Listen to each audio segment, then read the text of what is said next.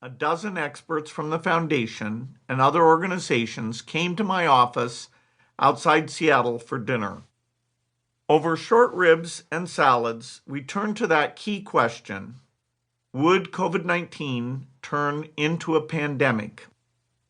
As I learned that night, the numbers were not in humanity's favor, especially because COVID-19 spread through the air, making it more transmissible than, say, a virus that is spread through contact, like HIV or Ebola. There was little chance of containing it to a few countries. Within months, millions of people all over the world were going to contract this disease, and millions would die from it. I was struck that governments weren't more concerned about this looming disaster. I asked, why aren't governments acting more urgently?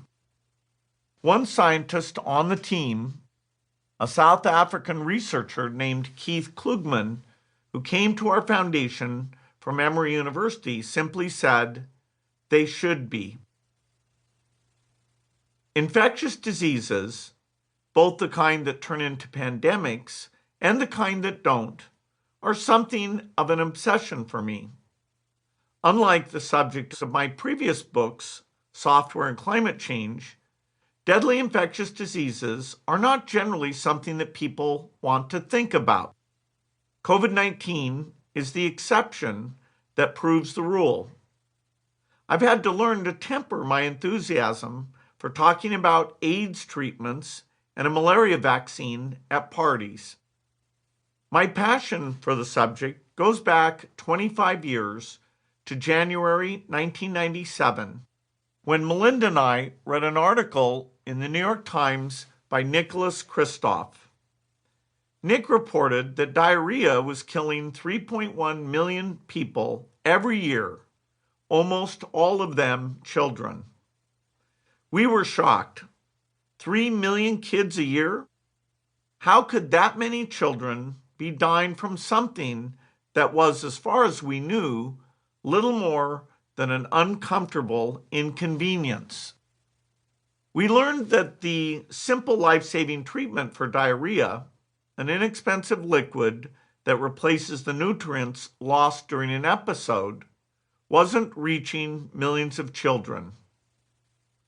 That seemed like a problem we could help with, and we started making grants to get the treatment out more broadly and to support work on a vaccine that would prevent diarrheal diseases in the first place.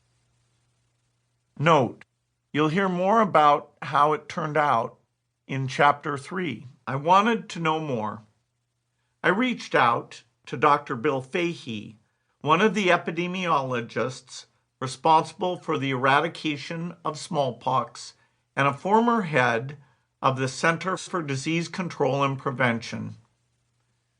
Bill gave me a stack of 81 textbooks and journal articles on smallpox, malaria, and public health in poor countries.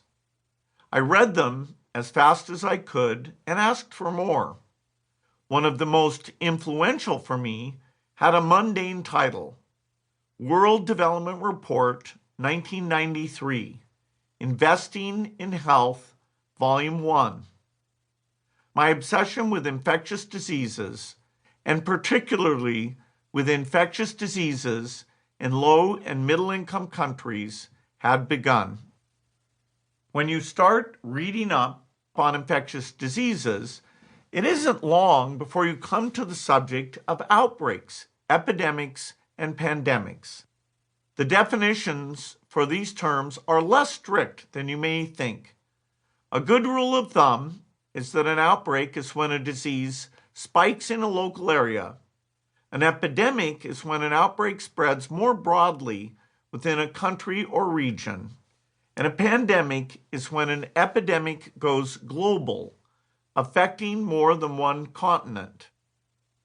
And some diseases don't come and go, but stay consistently in a specific location. Those are known as endemic diseases. Malaria, for instance, is endemic to many equatorial regions.